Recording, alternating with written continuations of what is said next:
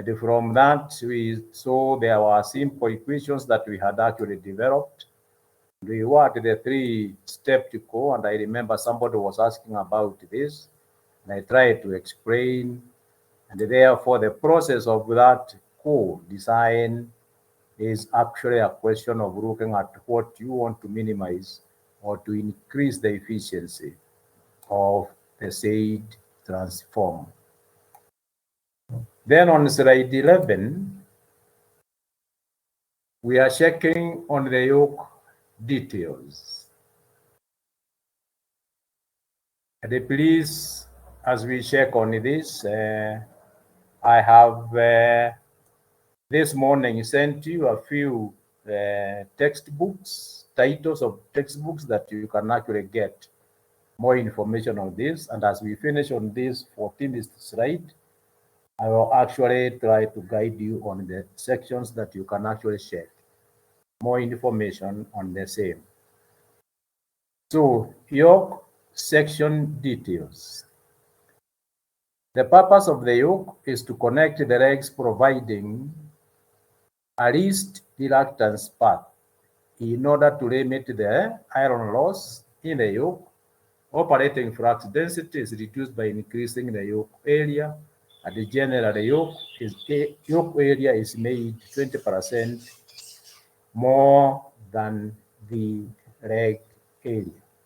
So please, now it is important that we say when you'll be doing a critical analysis of these transformers, you'll find you'll be interested with the core losses and also the iron losses.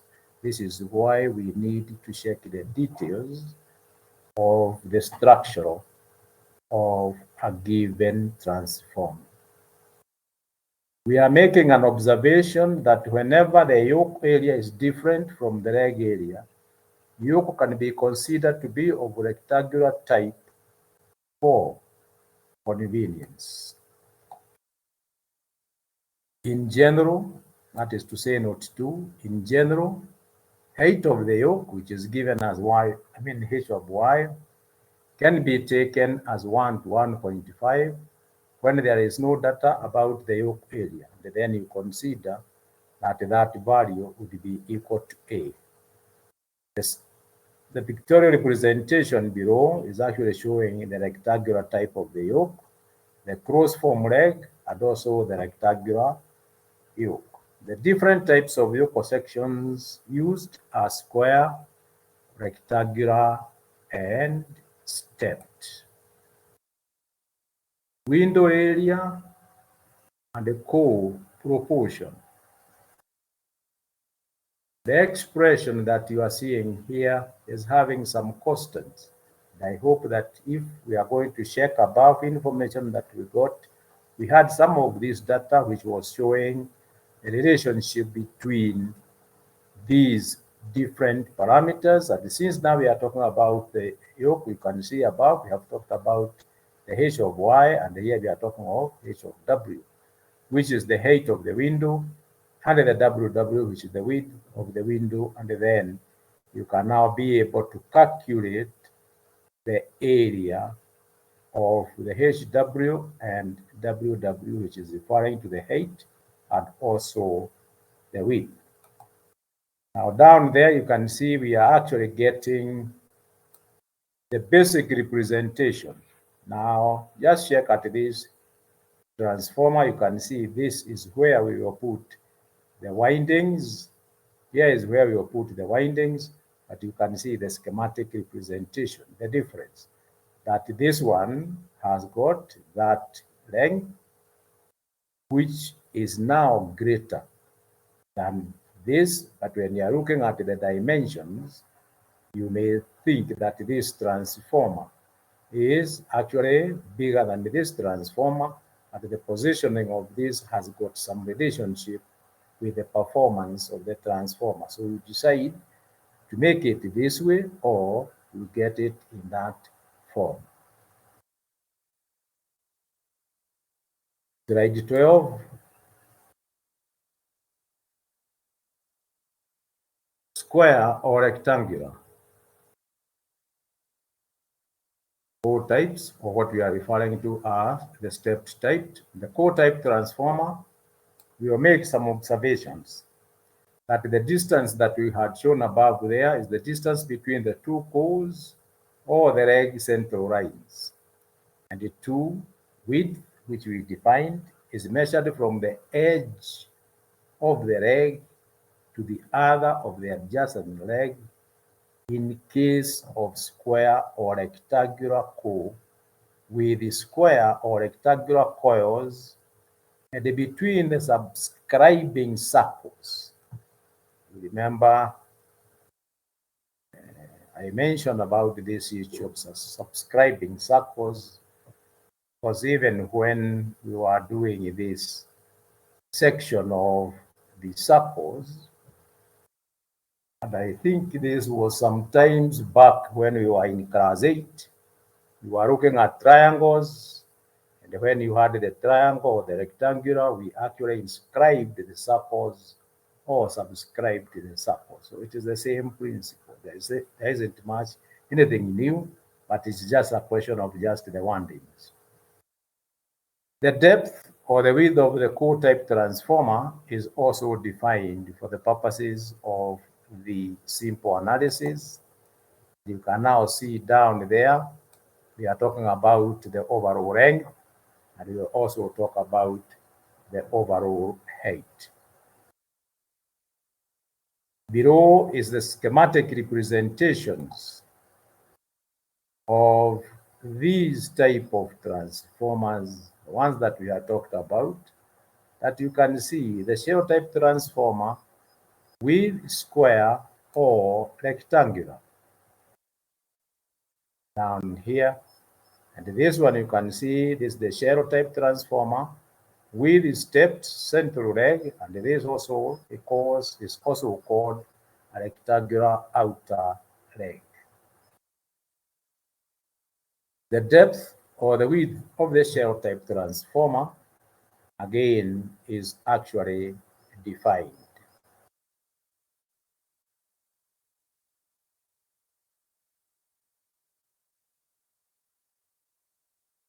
Slide 13, the overall length again and the overall height. So please now when we are checking on this, it is important for us to check on the pictorial representations that we are having above and also the construction type that we are actually getting, showing the different shapes that we can get for our transformers. The winding details. Now again, we need to check on the winding details because depending on the shape, the windings will be proportional to what the transformer is expected to deliver. Because what we are doing is the transformer is being designed for a particular load. So winding details, since the applied voltage V1 is approximately equal to the voltage induced, this one again, it is a question of just what we say, that the output voltage and the input voltage is actually through the induction, and because of the number of windings determines whether the transformer is a step-up or step-down transformer. But the issue of the induced voltage again is dependent on the number of windings and the flux density that you are actually having, and this is why above there we are interested with the type of connections and also the materials used for the core and also for the yoke. Number of primary turns. In this case, is turns per phase, which we are calling T1. You can see that the relationship is that of the V1 and the induced voltage. The number of the secondary turns is the same with the induced voltage and the expected output voltage V2. And we are also talking about the single phase and the three phase so that we can finish up with the issue of the primary turns or the secondary turns for a single phase or for a three-phase transformer. Primary current, or what you can call current per phase. And now see that we are assuming that we are looking at the Ohm's law, VI, which gives you the kVA, and that is the time that in the first place you are assuming that the phase angle is unity, so that will be the expression for the phase current, means secondary current I2, and the secondary current I1 above is the same expression because you are relating the voltage and the current through the Ohm's law. Then now we must consider, yes, this is what we are talking about, the primary current, the secondary current. What about the issue of the cross-sectional area? Because we want to take care of the transformer heating and the power losses. Cross-sectional area of the secondary winding, conductor A2, what we are saying is that the A2 is I2 divided by lambda, which is actually the millimeters per, millimeters squared, because it is the area.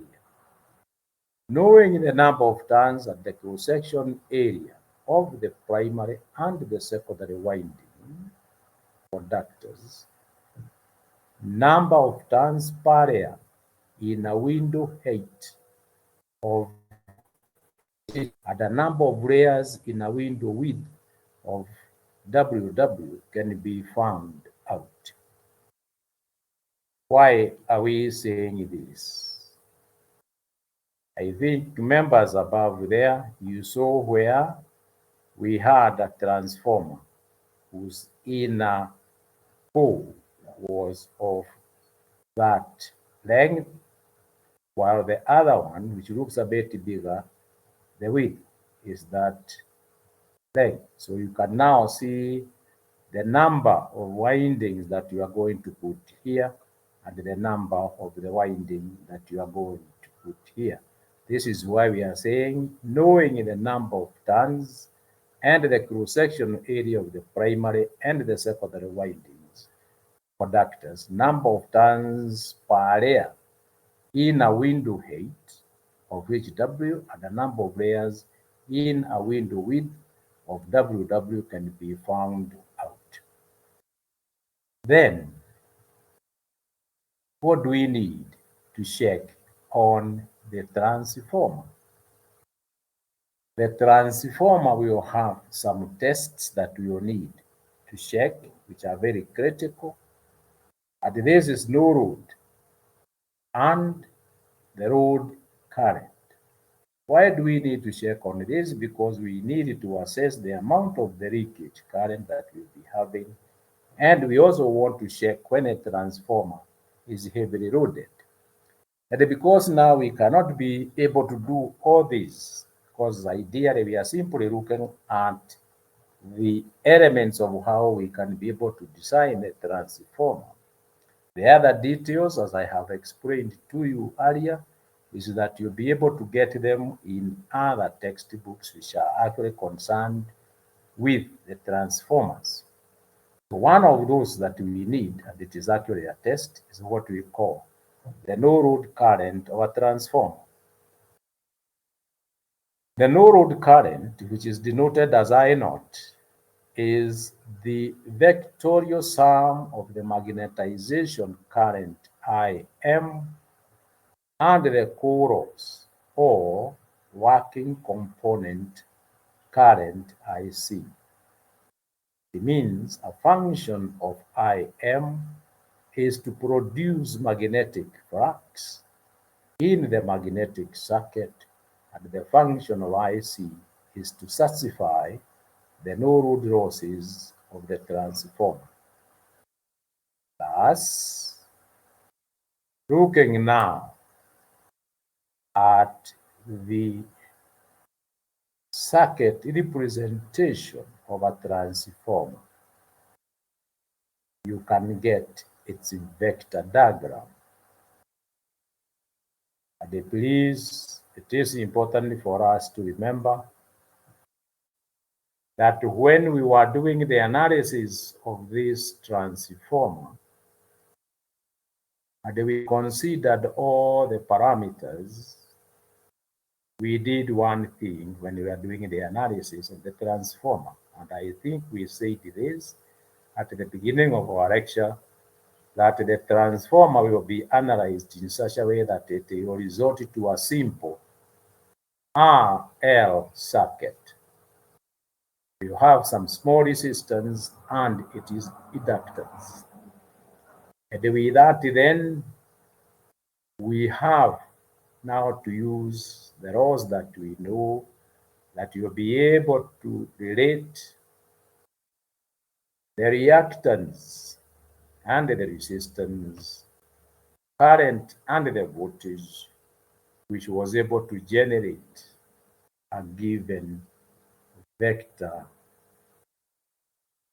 diagram that gives us now the relationship between the voltage and the current. Because we are now dealing with the transformer, and we said that at that point we are simply having the magnetic linkage or the flux, which we are showing as F, as phi m, we take it as the reference. So we repeat, this is a very important diagram, and you'll find that this is one of the basics representation that you analyze any type of a transformer. That the no load current I naught is the vectorial sum of the magnetizing current. You can see magnetizing current and the chorus current. In other words, working component current. And then we talk about the functionality of the flux phi m. This is why now the phi m is taken as the reference, which is in time phase with the Im. So no load input to the transformer, no load input to the transformer. This must have led that no load input power to the transformer now is Vi equals phi, because we are having an angle here where V1IC is no load losses, as the output is 0 and the input is equal to the output plus the losses.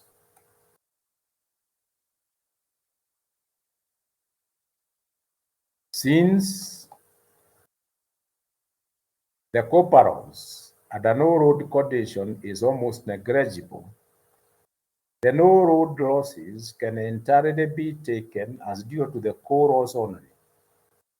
Thus, the core loss component of the no load current can be expressed as shown in equation below. This one now takes us to the last slide on these transformers. That's the expression for the three-phase transformers. And also you can see the RMS value of magnetizing current is actually given as that expression, with the assumption that magnetization current is sinusoidal, which is not true in practice. The magnetic circuit of a transformer consists of iron and air path because of this gap that we are actually seeing. So you can see you keep on actually repeating this. I apologize because of this diagram. This is due to the effect of what do you call the transforming from one form to another. I think there was some information that was lost on that diagram. I'll try to get it later. So you can now see what you're having is one piece of stamping in practical preformed, which is showing the usual schematic representation of a transformer. And from that, we can now make some observation that in case of a transformer of normal design, the no load current will generally be less than 2% of the full load current. The no load power factor, which is given by that expression, will be around 0.2. Please now take note that we are making this as the conclusions of what we have actually checked about. Transformer copper loss. Now, the transformer copper loss, you can see it is made of two components. The primary copper loss at no load is negligible, as I note is very less or very small.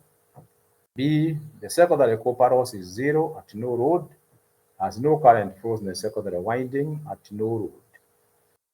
4, we also need coal and iron losses. Total coal loss is actually expressed as that. The total coal loss can be estimated at the design stage by referring to graph of coal loss per kg versus flux density, because remember we were also interested with the weight of the transformer because of the materials that you are using. We are going again still with the issue of the coal loss. In a yoke, we also need to know that value for the purposes of now the design. The density of iron or steel used for the transformer core again is actually being estimated. Now, please, members, if you have scanned through these notes, that brings us to the end of that first lecture talking on the transformers. This morning, I have decided to give you some textbooks that I have been using for trying to get some materials on the same issue of transformers. And I would request you kindly, if you have them, there is one book that I called Transformers. Specifically, this one is for transformers. And mainly is this one is used in a field because we need, in a field, we need to gather some of this information. If you can get that book from any form, either through the way you people are here, you talk about Googling, you can Google and see whether you can see that book anywhere. If you get it, you'll find it is very useful. But for me, I have just picked because of what we have talked. From that book, you'll find there is chapter 7 of that book. Chapter 7 is talking about electromagnetic forces in power transformers. You remember when we started, I think either it was slide 2, we talked about the power transformers and the distribution transformers. Now here, when you talk about the power transformers, we need to check on the electromagnetic forces. Why, members, are we interested in that? And it must be taken into account when we are doing the design of transformers. Is because from practical point of view, you people, you have heard a number of times that we are saying the country has got a blackout because a given transformer at a given point actually experienced a short circuit. This short circuit, you know, it is either the phase to ground or phase to phase or the three-phase short circuit. So what happens to the transformer when that happens? And you have already tried to relate the voltage, the current, the windings. So that now becomes very, very important for us to understand or to have a basic understanding when we are doing the design of the transformers so that we enhance our knowledge on transformers. You remember when I met you, I told you, yes, The curriculum is there, and the questions that we are only going to ask would only be about 5. You answer 3. So passing the examination is one thing, and the reality is another thing. But we agreed first, we pass the examination, but because we are individuals, we must know that we need to protect and to guard ourselves. So when you check in that chapter, my friends, if you are going to get that textbook, and if you don't get, I think I can be able to scan a few pages and then post it to you. The preamble of that chapter, so that you see how important it is. The most severe mechanical stressing occurs in a transformer when it is subjected to a short circuit. Since the currents flowing through the windings at that time are enormous, heavy currents during the short circuit, the forces generated are also enormous.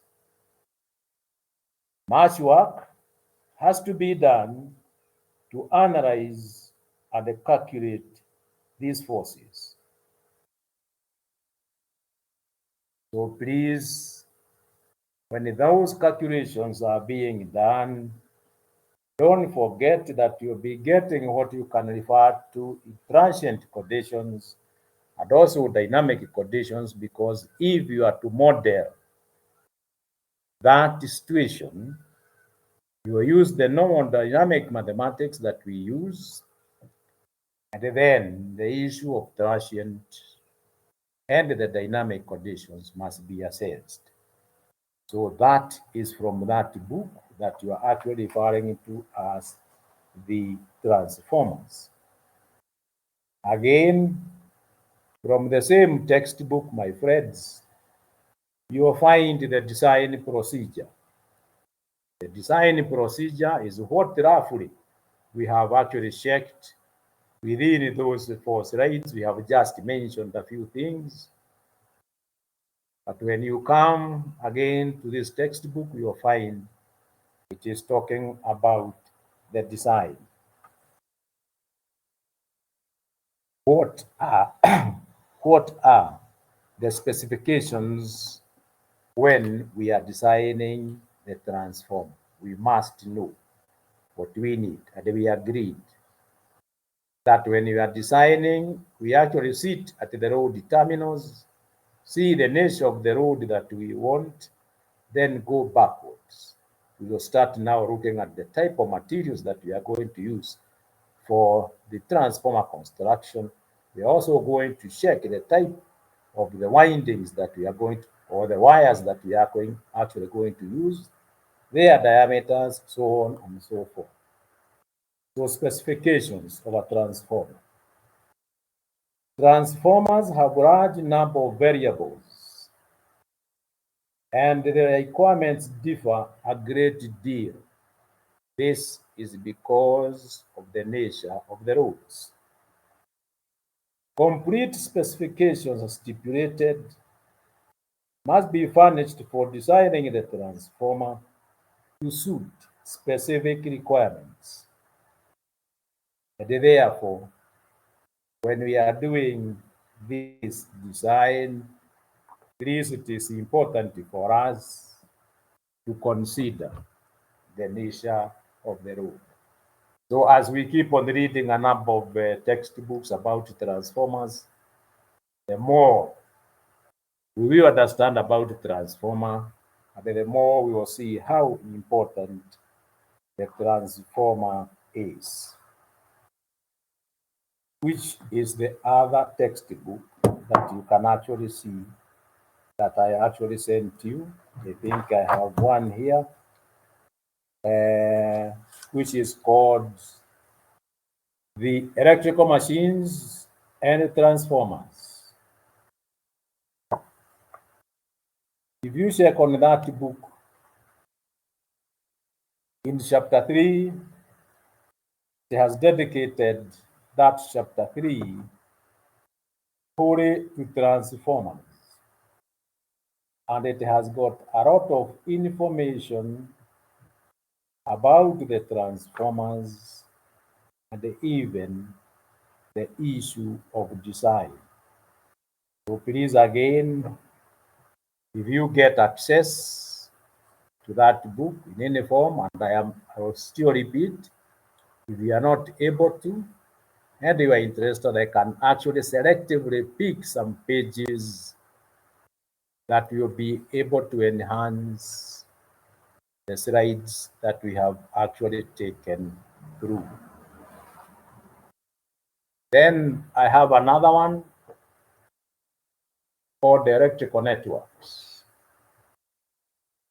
This electrical networks is not dedicated to transformers like the first two,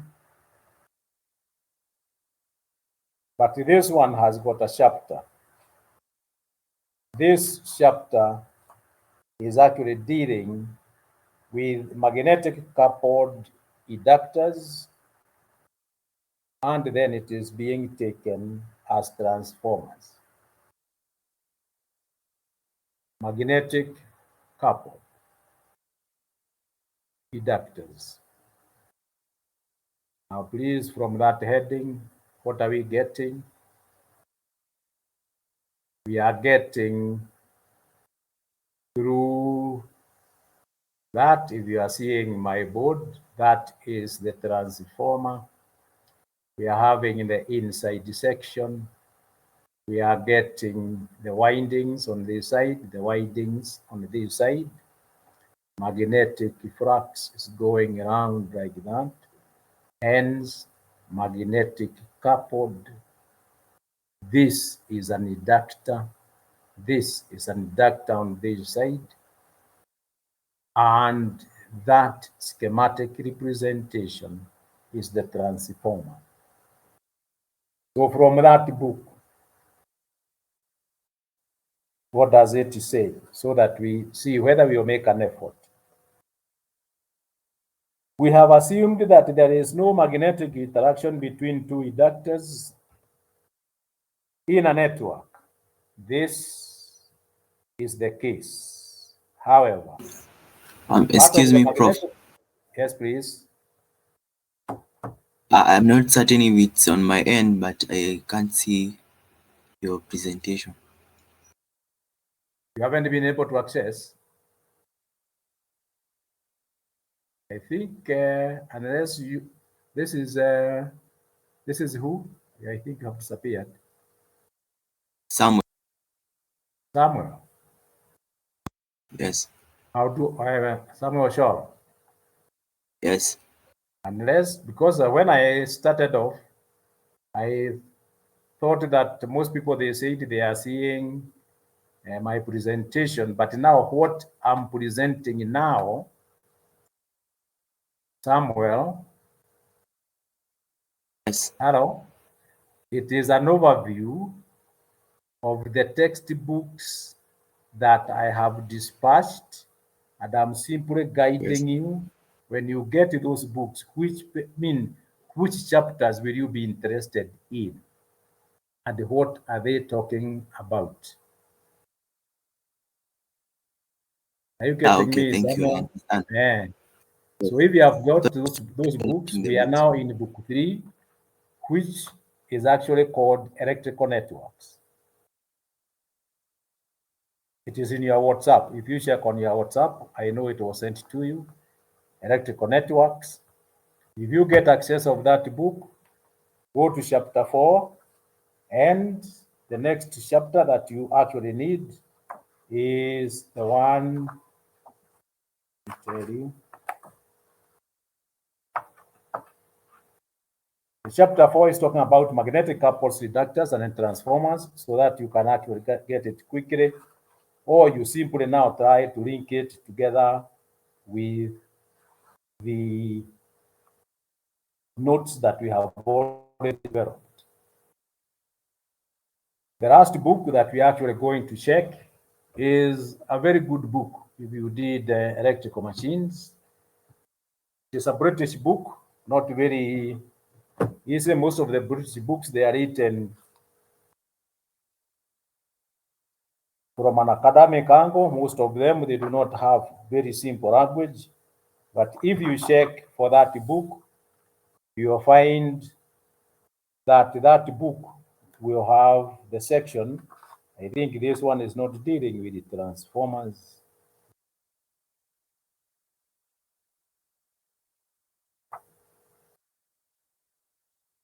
It is actually dealing with the transformers because there is a whole section of chapter 2 talking about the transformer, and also it has got chapter 2 talking again of the same chapter 3 talking of the transformer 2.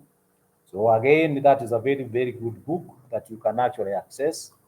It is called Electrical Machines by Draper.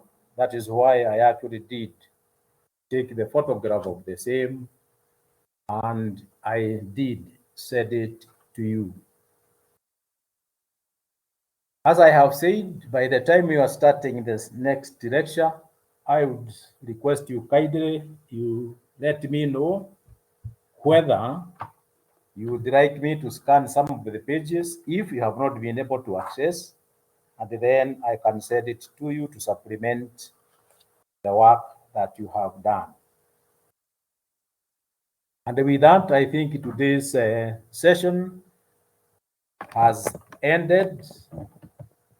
And I would like us again, we see what happens next week, because again, next week, I think on date 16 and on date 17,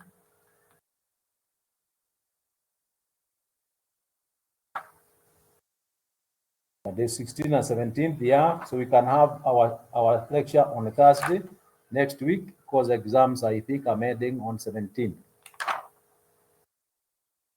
as of today's calendar. So again, if you agree with me, I can try to prepare another link.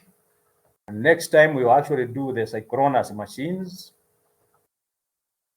so that you can prepare for the synchronous machines.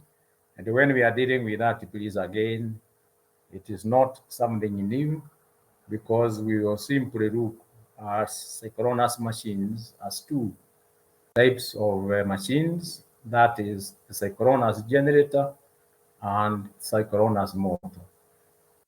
The beauty is that the equations that we will derive, they will be similar. And therefore, when we have done one, if we do synchronous generator or synchronous motor, you'll find apart from the sign changes, everything else will remain the same. So with that, I think now it is around 10, not 11, it is 11:11. So please, I would like to get some responses if there is any.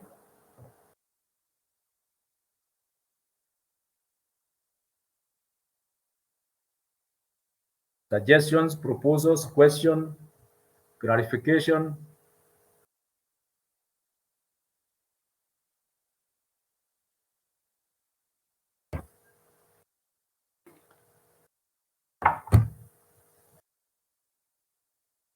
Why are we so silent, all of us?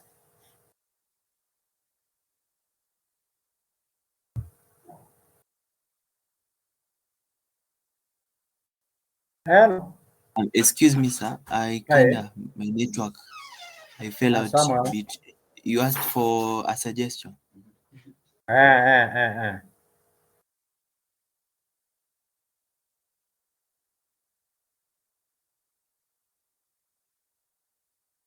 Hello, Samuel. I'm waiting. Sorry.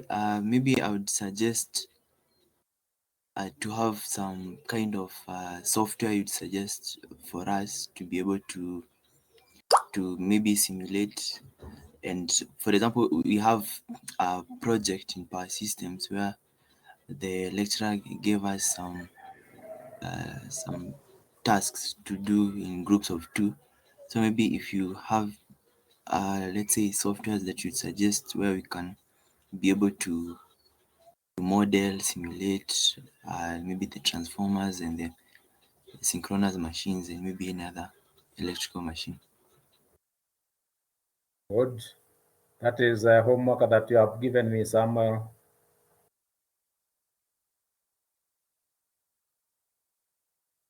You have understood what I have said, Samuel? Yes, I've understood the That texts you sent. you have given me some homework, because as we are talking with you now, I do not have that software, but I can try to find out whether I may be able to get one, and we can actually do the same thing that you are saying.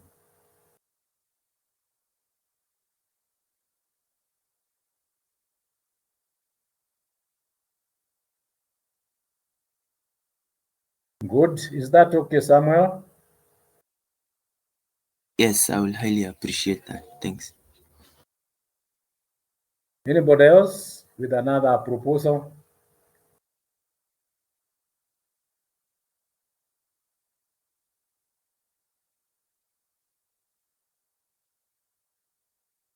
So in the absence of any other proposal, I wish you the best and good luck. And you can now see that possibly next week, if all goes well, Can say what? It's okay. I'm planning that possibly next week we should be able to finish up with the synchronous machines, so that week after next week, we will be able to do a CAT specifically on the transformers. Because I'm thinking that we'll do the CATs in form of the topics that we actually mentioned at the beginning of our lecture. So for every topic that we finish, we do a CAT.